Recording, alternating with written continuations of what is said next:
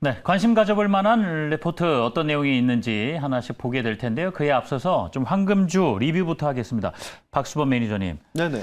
오늘 금양에 대해서 다시 한번 봐야 되는데 네. 지금 굉장히 오랜 기간, 굉장히는 또 아니죠. 뭐 한 달 정도 좀 더 지금 지난 상황이니까 그렇다 하더라도 단기간이고 계속해서 왜? 단기에 급등을 한 종목이기 때문에 계속해서 지켜본다는 것이 불안할 수도 있는데 여전히 관심을 둬도 될지 한 말씀 부탁드립니다.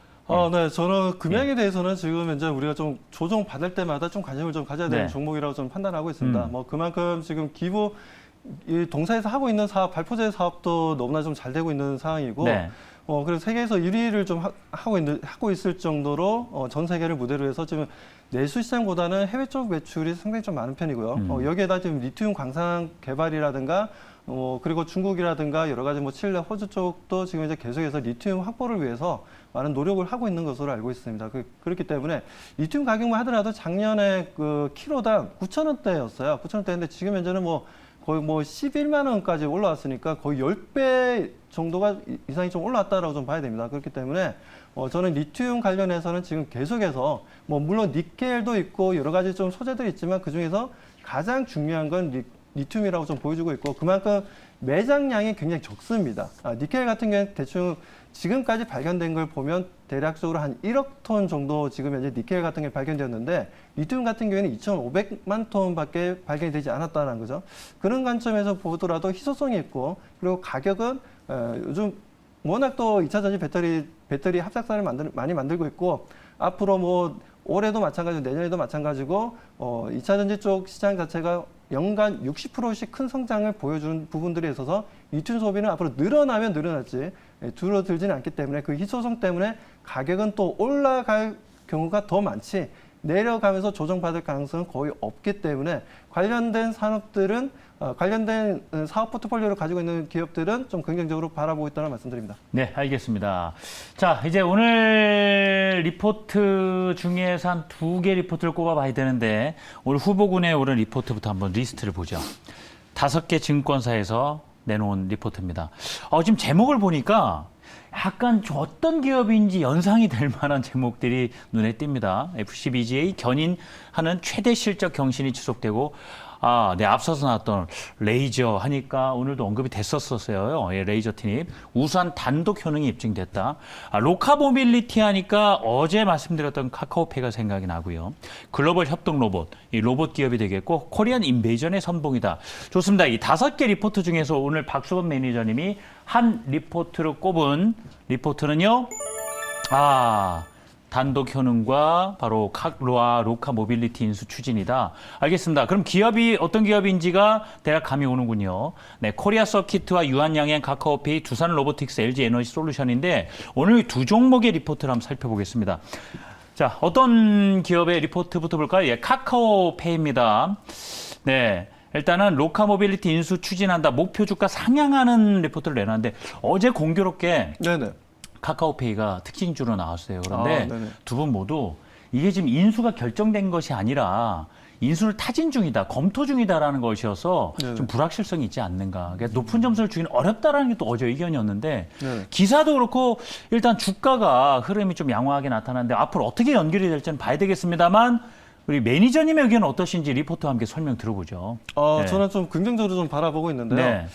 지금 카카오페이가 지금 이제 보시는 것처럼 지금 동사를 좀 인수하겠다는 내용은 어차피 그 카카오 쪽에서 보면 이제 카카오 모빌리티가 지금 1위 업체입니다. 1위 업체고 지금 이제 인수하려는 회사는 2위 업체인데 롯데카드가 지금 이제 대주주로 있기도 하고요. 그리고 지분 100%를 매각해서 약 3천억 정도의 이상의 지금 매각하겠다는 얘기가 좀 나와주고 있습니다.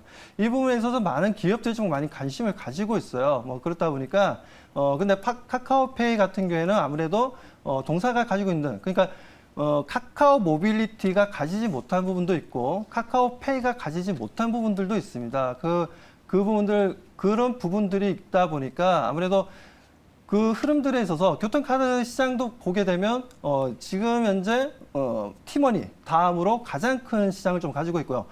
지금 서울 수도권뿐만 아니라 뭐 전라 광주 쪽이라든가 아니면 뭐 부산이라든지 경남 쪽에도 지금 현재 사업 확장을 해 나가고 있는 부분들이 있기 때문에 뭐 이런 부분들 그리고 결제 시스템 부분들 또한 카카오페이가 지금까지 추구해왔던 결제 시스템과 또 다른 결제 시스템을 좀 가지고 있다 보니까 그런 부분들 안에 또 시너지 효과를 보여줄 수 있고 카카오페이가 좀 더 양적인 성장이라든가 질적인 성장을 가져갈 수 있다는 부분에 있어서 저는 카카오페이가 단기 상승을 충분히 가져갈 그래요. 수 있다라는 관점입니다. 그렇다면 이제 로카 모빌리티가 어떤 기업인지도 사실 검토는 해봐야 되잖아요. 지금 제가 좀 읽어드리면 전 통합 교통카드 시스템에 또 택시요금 결제 시스템에 전자화폐 시스템에 응용 사업도 하고 있다. 네네. 실제 이제 매출이 어느 정도로 발생하는 튼튼한 기업인지도 또 중요하잖아요. 예.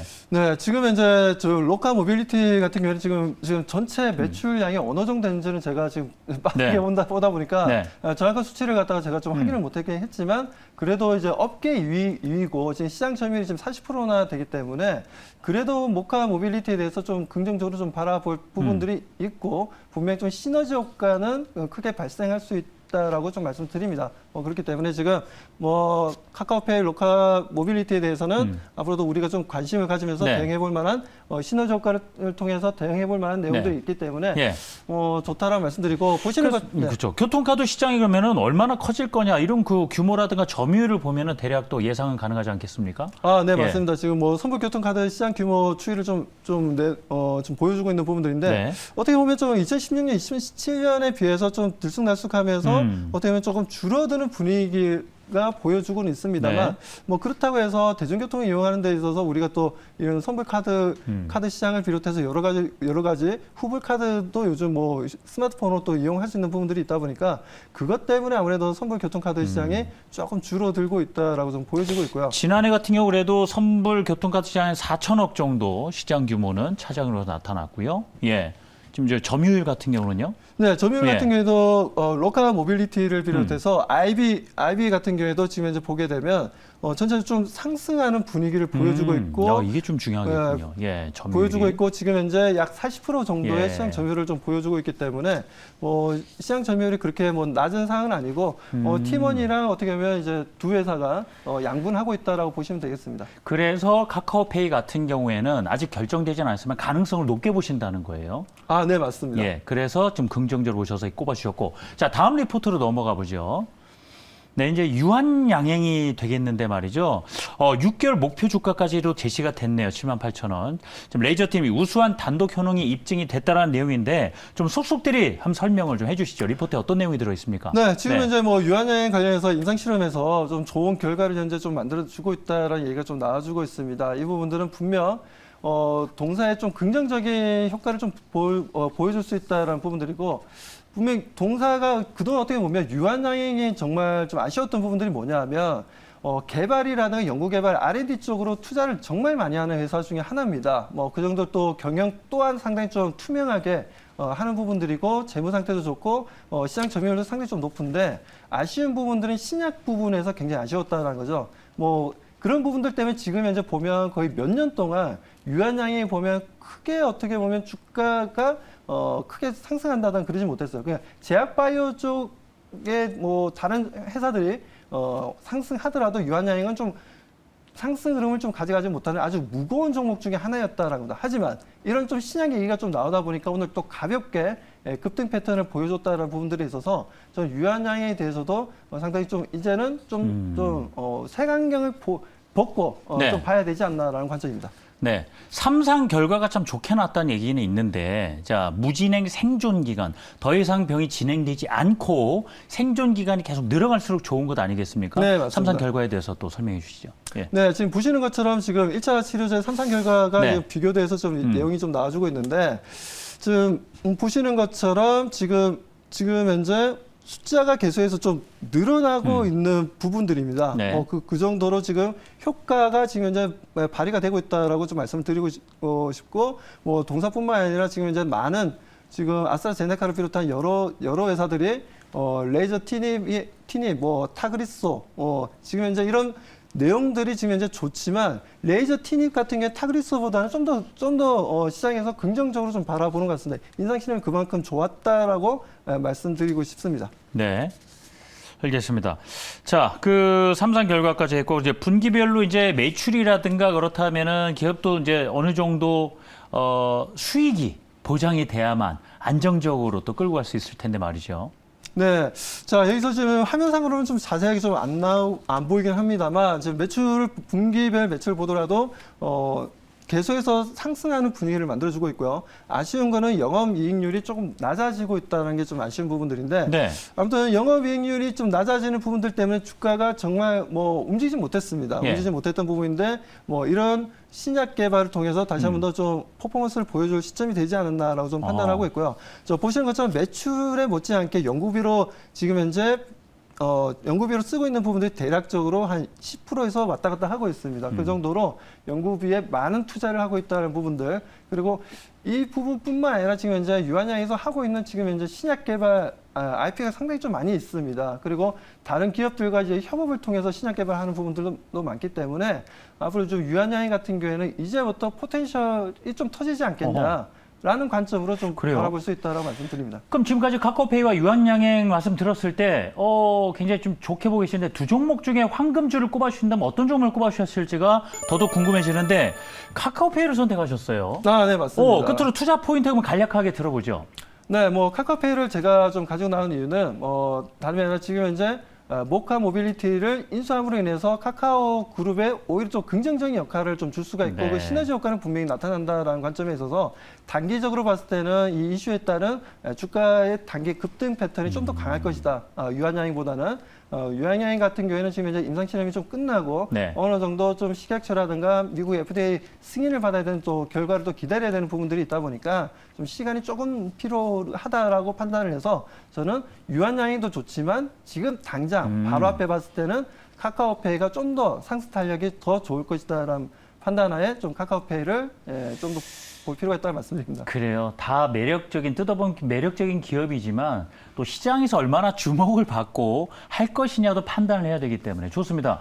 그럼 카카오페이가 사실 주가 측면을 굉장히 한동안 고전을 했지 않습니까? 과연 목표 주가라든가 어느 정도 봐야 될 것인지가 궁금해지는데 마지막으로 정리해 주시죠. 네, 카카오페이 최근 들어서 주가 상승 흐름이 탄력 흐름이 너무나 좋습니다. 자, 이런 상태에서 지금 이제 대응을 해본다면 자, 매수가는 42,000원에서 62,000원에서 64,000원 좀 대응해 보도록 하고요. 자, 목표가는 75,000원, 그리고 손절가는 55,000원 대응해 보도록 하겠습니다.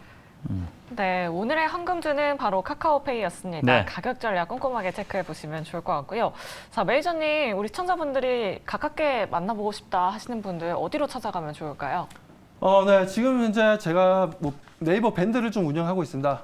네이버 밴드에서 MBN 골드 박성우라고 치시면은 저희 밴드로 들어오실 수 있으니까 많은 분들의 참여 바라고요. 자, 그리고 지금 유튜브라든지 아니면 저희 사이트로 들어오시면 열려 있습니다. 자, 방송 끝나자마자 또 온라인 쪽에서도 방송을 또 이어나가서 방송에서 못다한 얘기들을 많이 말씀드릴 테니까, 그리고 오늘 같은 경우에는 또 특이하게 반도체 2차 전지 를 비롯한 여러 주도 업종들이 좀 많이 주가가 조정받았습니다. 이 부분 또한 우리 투자자들 입장에서 어떻게 바라봐야 될지 설명드릴 테니까요. 많은 분들의 참여 바라겠습니다. 네, 초록창 밴드와 또 우리 매니저님 공개 방송 통해서 더 많은 투자 아이디어 얻어가시길 바라겠습니다.